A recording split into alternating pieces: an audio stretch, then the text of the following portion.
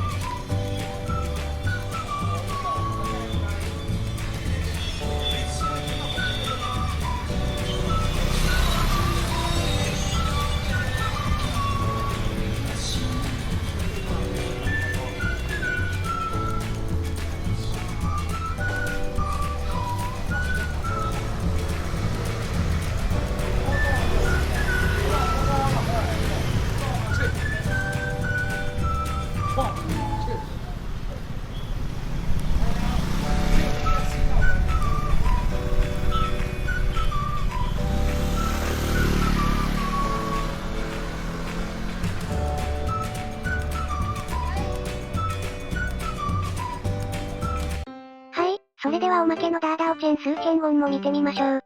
地図で見ると、こんなルートで歩きます。ここもツアーや観光では、人気のあるスポットなので、行ったことある人も多いかと思います。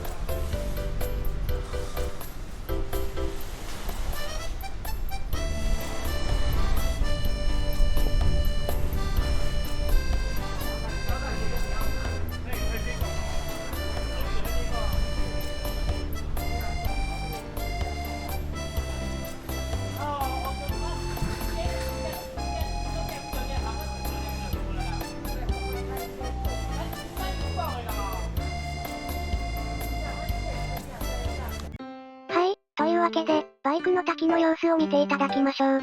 バイクの滝は赤い線の部分で発生し、撮影ポイントは赤い星の部分です。それでは、お楽しみください。